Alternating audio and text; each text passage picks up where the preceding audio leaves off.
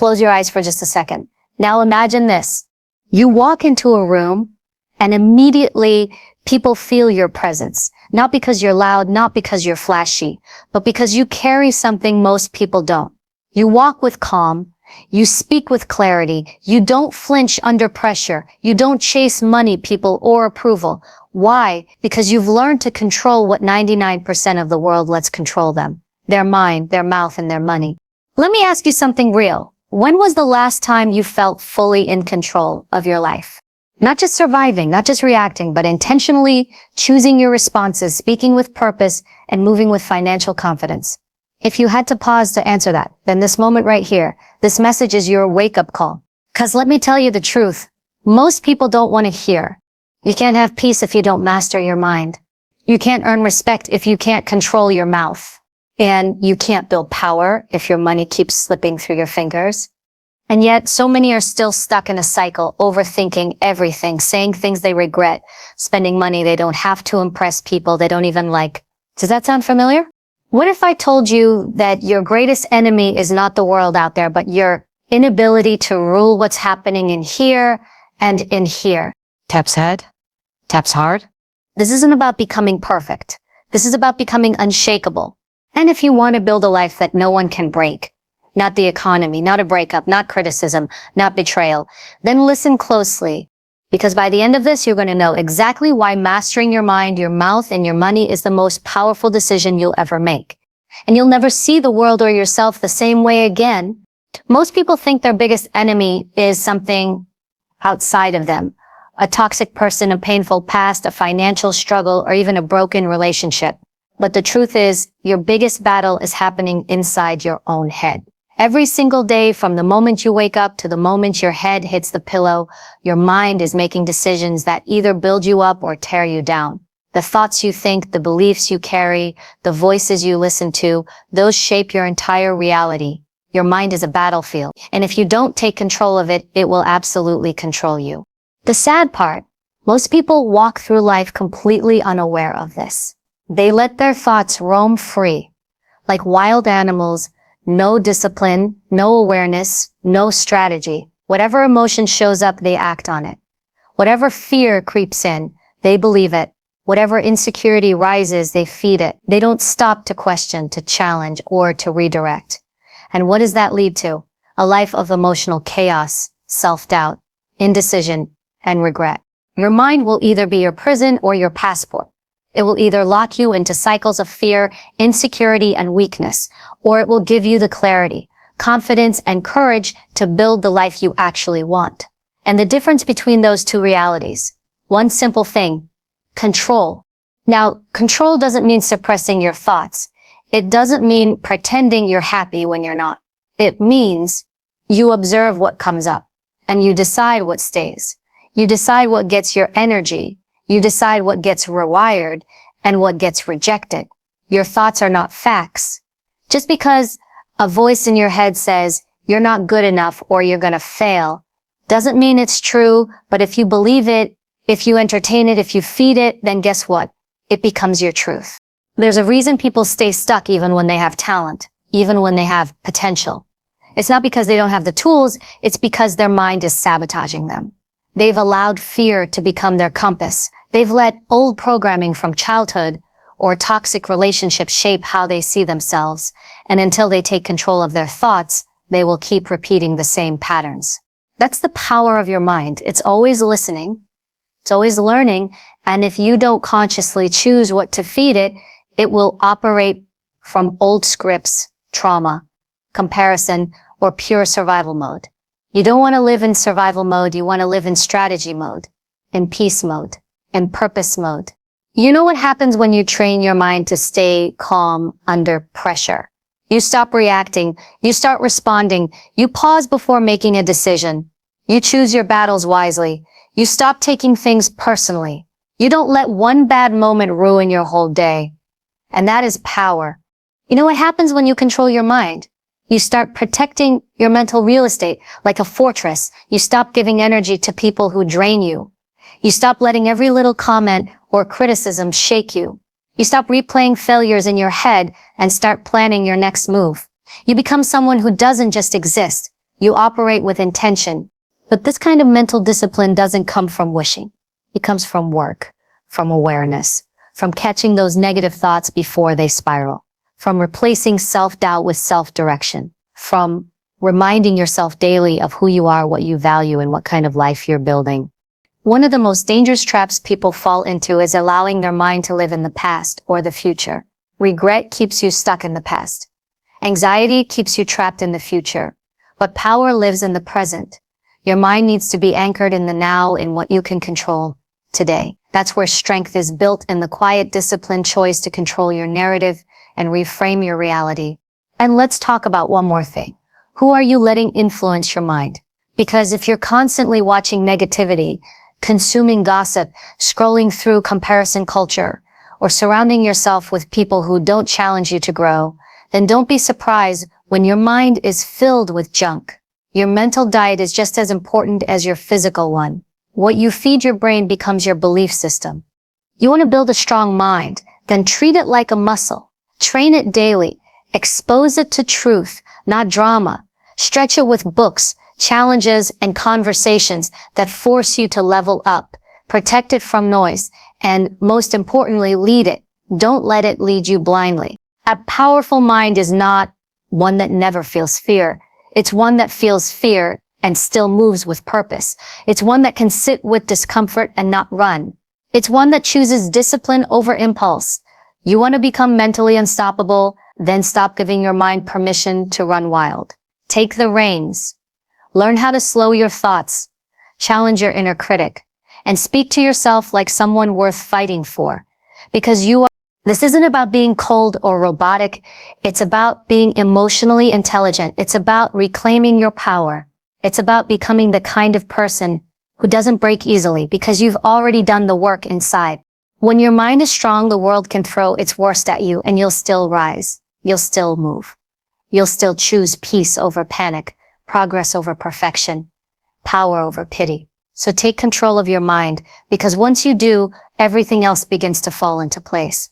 There's a reason why some people walk into a room and instantly gain respect, while others constantly feel overlooked or dismissed. It's not always about what they wear, what they do, or who they know. Often, it comes down to one powerful thing: how they speak. The words they choose, how they deliver them, when they say them, and, just as importantly, when they don't. Your mouth is one of the most powerful tools you'll ever own. It can open doors or shut them. It can heal or hurt. It can lead or destroy. If you want to own your power, you must master your mouth. Words are energy. Once they leave your lips, you can't take them back. They can echo in someone's heart for years. They can create connections or burn bridges. You might forget what you said in the heat of the moment, but the person on the receiving end, they'll remember it forever. And here's the truth. Most people speak out of impulse, not intention. They speak from emotion, not wisdom. They speak to react, not to resolve. And that's exactly why their lives remain chaotic. They don't realize that by failing to control their words, they're sabotaging their relationships, their peace, and their reputation. Every time you open your mouth, you're revealing what's happening inside your mind. Your mouth is your emotional mirror. If your speech is filled with gossip, criticism, excuses, or constant complaining, that's not about the world, that's about you. It tells people that you haven't done the inner work. It tells people you lack self-awareness and discipline. And in the real world, especially in leadership, business, and relationships, that matters. Strong people don't need to speak to prove a point.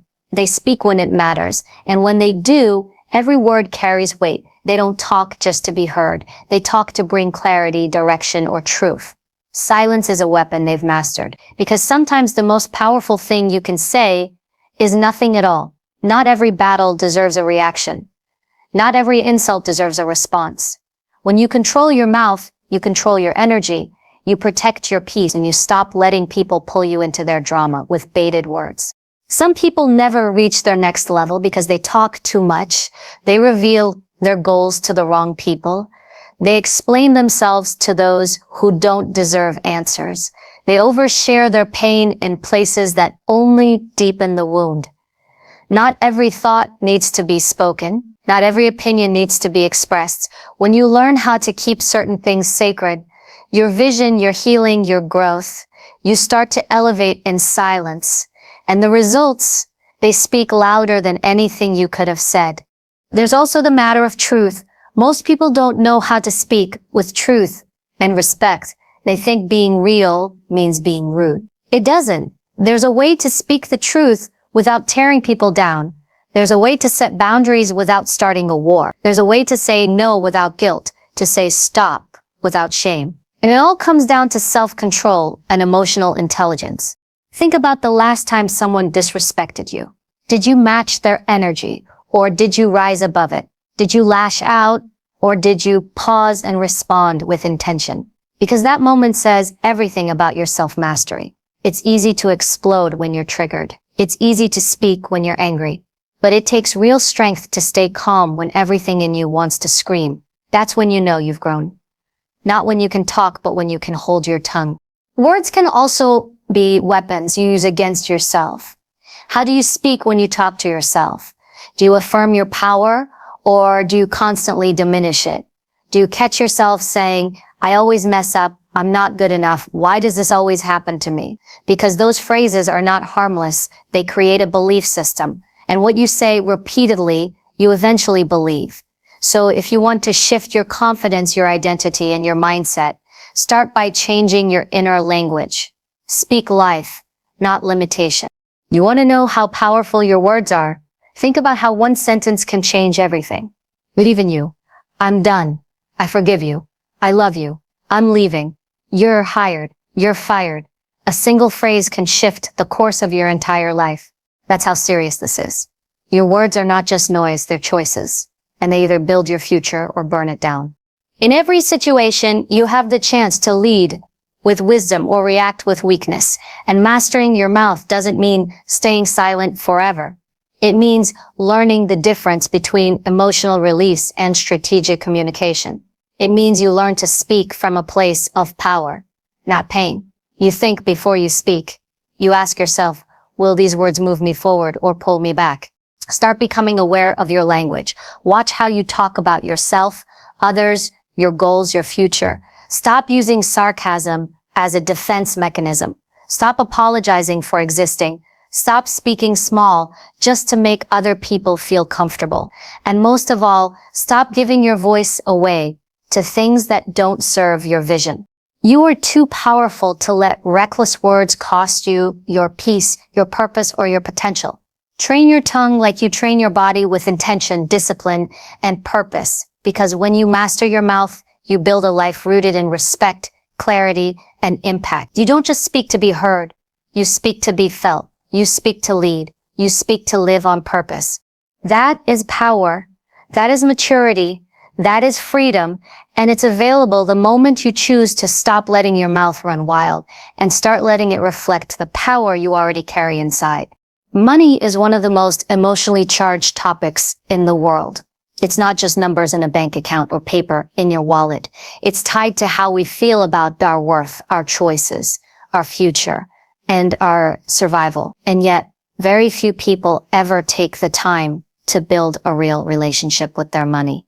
Most people either obsess over it, fear it, or ignore it altogether. But here's the truth. If you don't take control of your money, it will control you. If you don't learn how to respect it, understand it, and manage it, you'll always be in a position of chasing, never owning. You have to stop seeing money as something that's out there, far from your reach. You have to stop believing the lie that only those kinds of people can have it. Rich families, lucky individuals, people with fancy degrees or high-profile jobs, that mindset will keep you broke, stressed, and powerless. Money doesn't belong to the elite. Money flows to those who are prepared for it, and preparation starts with your mindset. Think about it. If you were in a relationship with someone and you never gave them attention, never learned how to communicate with them, constantly disrespected them, and used them recklessly, would that relationship last? Absolutely not.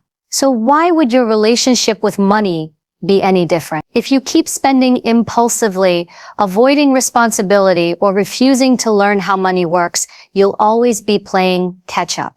You'll always feel like money is slipping through your fingers, and money is not just a tool, it's a mirror. It reflects your discipline. It reflects your priorities. It reflects your emotional triggers. Most people don't have a money problem. They have a self-control problem, or a fear problem, or a self-worth problem that shows up in how they handle money. Overspending to impress others. That's insecurity. Refusing to look at your bank account. That's avoidance. Buying things to fill a void. That's emotional. You have to look deeper than the dollars and ask yourself, what's really driving my decisions? You'll never get ahead financially if your emotions are steering the wheel. How many times have you bought something just to feel better for a moment? Retail therapy is real, but it's also a trap. It gives you the illusion of control while you're actually losing it. If your spending habits are based on your mood instead of your mission, your finances will stay unstable. You can't build wealth on emotional impulse. You build it through clarity, strategy, and respect. Here's another harsh truth. Some people stay broke because they don't believe they deserve more. They were taught money is evil, or that wanting more makes you greedy, so they self-sabotage, they push money away, they don't invest in themselves, they undercharge, they settle, and then they wonder why they can't seem to break through. Let's be clear, wanting financial freedom doesn't make you selfish. It makes you responsible. You can't help others if you're drowning. You can't show up fully when your basic needs are constantly under threat. Money gives you options, gives you time, space, security, and the ability to say no without fear. That's not greed, that's power. And power doesn't come from earning more. It comes from managing what you already have. There are people making 6 figures who are still broke because they don't know how to manage money. They spend as fast as they earn. No budget, no plan, no savings, just lifestyle inflation. More money will not fix your habits. If you don't learn discipline now, you'll still be stressed later, just with fancier stuff. Start simple. Know what's coming in and what's going out. Track every dollar. Create a budget. Not to restrict yourself, but to direct yourself. Save first, spend later.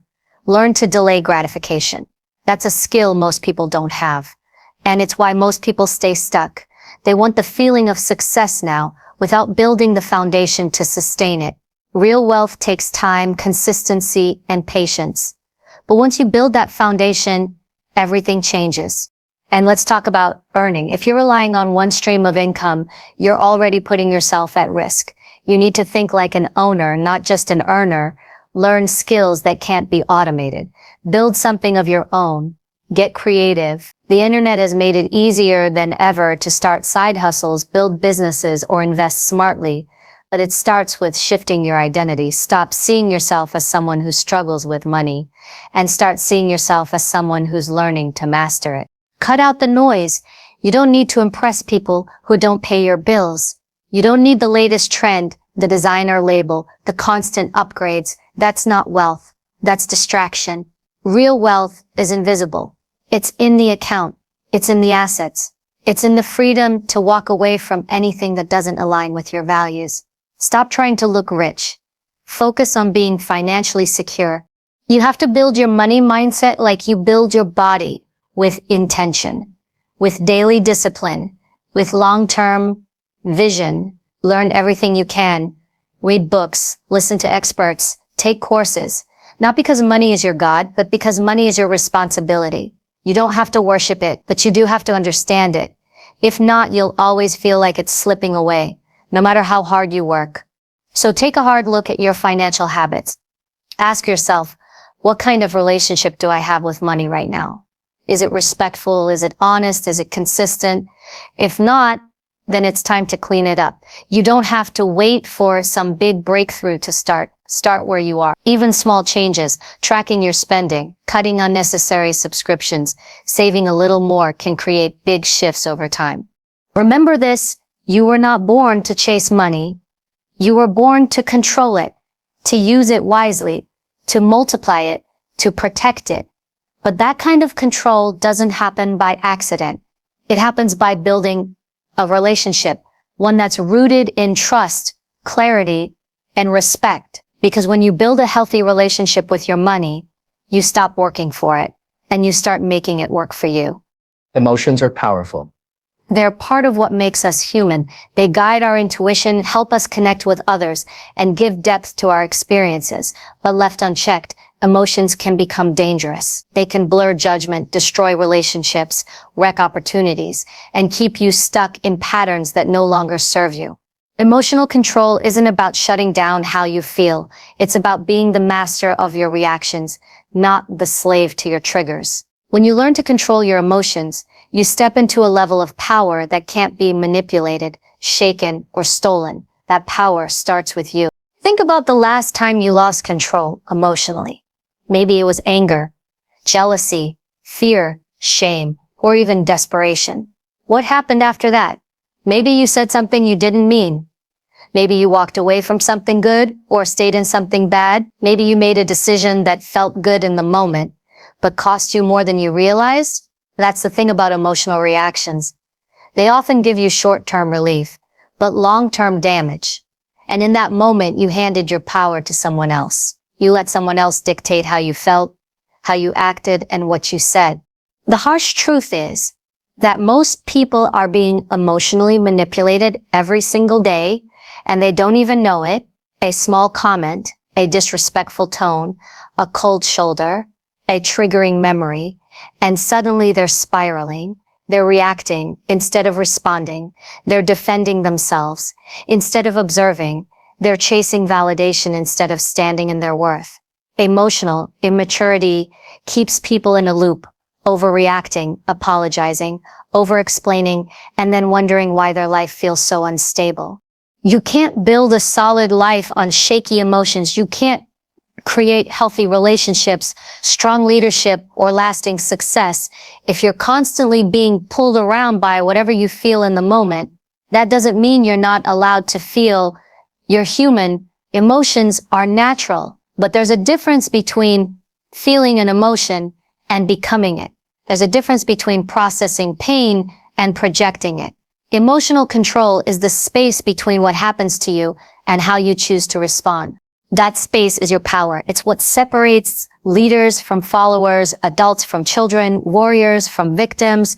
When you can be disrespected and still remain calm, when you can be triggered and still remain centered, when you can face conflict and still speak with clarity, you are operating from power, not emotion.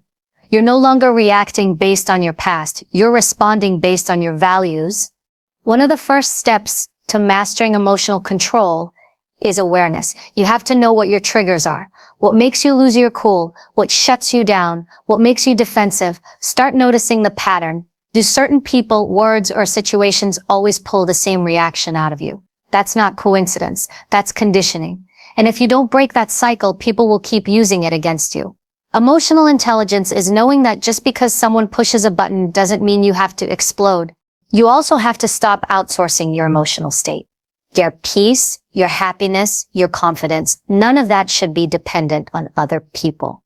Because the moment someone else can take it away, you've given them control. You wake up in a good mood, then one text ruins your whole day. Someone ignores you, and suddenly you're spiraling. That's not power. That's emotional dependency. And it keeps you fragile, reactive, and uncertain. Your peace should be rooted in something stronger, something internal. It's not about being numb. It's about being anchored. Anchored in who you are, what you believe, and what you stand for. When you know your truth, you don't need to scream it. When you're confident in your worth, you don't need to beg for attention. When you trust yourself, you don't need external approval to move forward. That's what emotional control gives you. The ability to stand strong no matter what storm hits. Start practicing emotional discipline like a skill because it is one. When you feel anger rising, don't suppress it. Sit with it. Ask yourself, why am I triggered? Is it really about the person in front of me? Or is it connected to something deeper? When you feel sadness or fear, don't run from it. Understand it. Emotions are messengers. They show you what still needs healing, what still needs clarity, and what still needs boundary. Breathe, pause, reflect before you respond. This might sound simple, but in the heat of the moment, it's revolutionary. You don't always have to react. You don't always have to defend. Sometimes silence is your strength. Sometimes walking away is your clarity. Sometimes letting it go is your freedom. And understand this, people will test you. Life will test you. It's not a matter of if, it's a matter of when. The real question is, will you be ready? Will you respond from your healed self or your hurt self? Will you let people pull you down to their chaos, or will you rise above with grace and control? You want to be unstoppable? Then master your emotions. You want to be respected? Then learn to speak from calm, not from crisis. You want real power? Then stop giving your energy to everything that pokes your wounds. Start protecting your peace like it's sacred, because it is. Emotional control isn't about pretending you don't feel. It's about owning how you feel and choosing what to do with it. That's strength. That's leadership. That's freedom.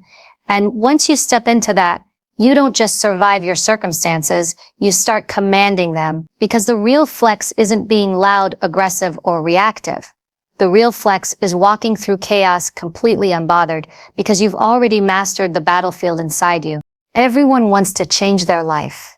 Everyone wants to grow, to become stronger, wiser, more powerful, more successful.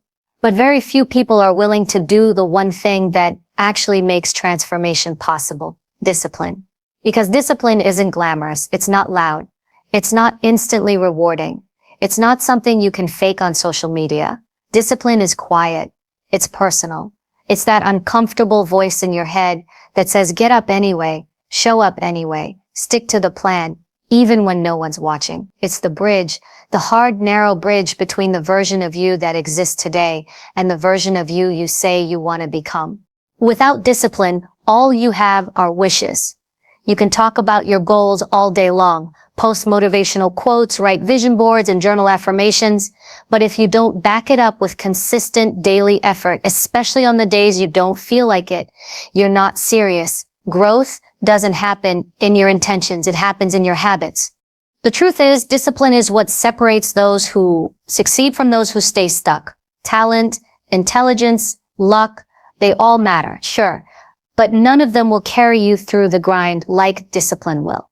Because life doesn't ask how motivated you feel. Life responds to what you do consistently over time. Discipline is doing what needs to be done, even when you're tired, triggered, bored, or uninspired. You want to be fit?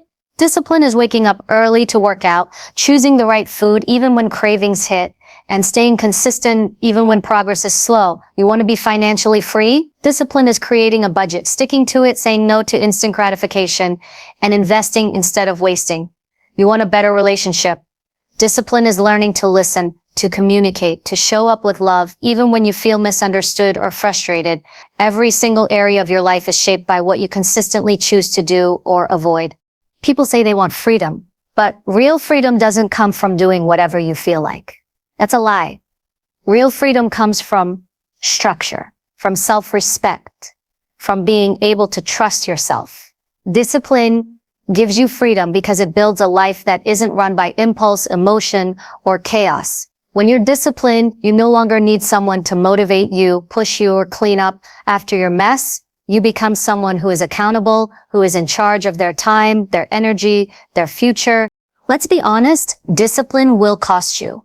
It'll cost you comfort. It'll cost you popularity.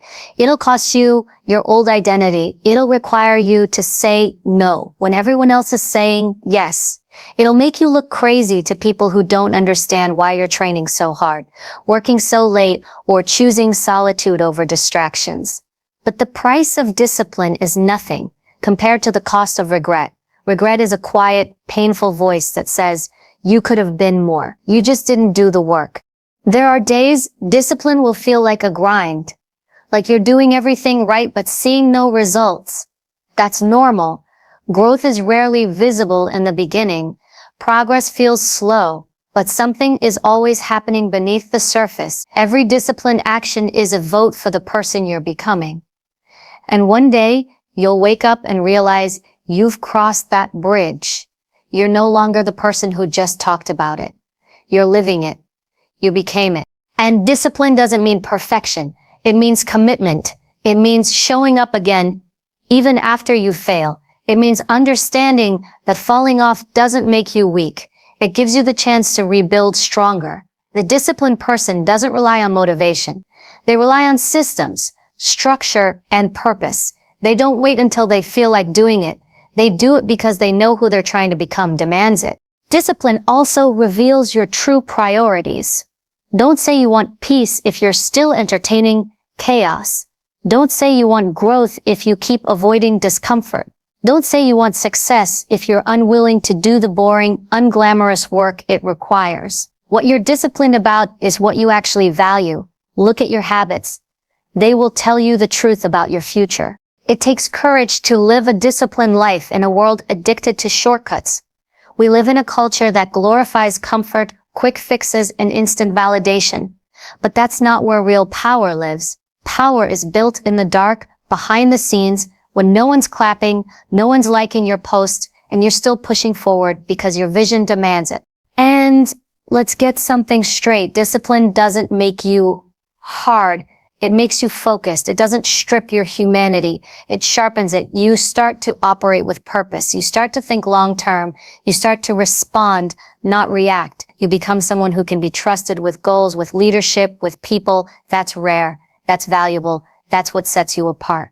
So the next time you feel tempted to skip your plan, to give up halfway, to go back to what's comfortable, remember this: the only thing standing between the life you have and the life you want is the discipline to keep going when it's no longer exciting. Because the gap between where you are and where you're meant to be won't be crossed with good intentions. It will be crossed with discipline to daily action. You can have excuses or you can have results, but you can't have both. The choice is yours, and it starts right now. Every decision you make today is either building a bridge to your next level or a barrier between you and your potential. Choose wisely. Walk the bridge. Let discipline carry you to the version of yourself that's waiting on the other side. You were not born to live on autopilot. You were not created to stay stuck in cycles of emotional chaos, reckless words, financial stress, and wasted potential. You were built for more, but that more will never show up until you do. The life you want won't come from hoping, waiting, or watching others win. It will come when you decide to take full ownership of your mind, your mouth, and your money.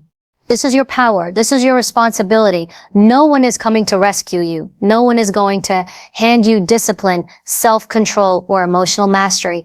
You have to want it bad enough to show up for it every single day. So the next time your emotions try to run wild, remember, calm is your superpower. The next time you're tempted to speak recklessly, remind yourself your words carry weight. And the next time you feel like chasing something outside of you, stop and say, I'm already enough. I just need to manage what I've been given. The most powerful, unshakable, unstoppable version of you isn't born. It's built through choices, through boundaries, through discipline. Take control of your life by mastering what's within your reach, your thoughts, your tongue, and your resources. That's not just growth, that's evolution. And when you become the kind of person who leads themselves, nothing and no one can take that power from you.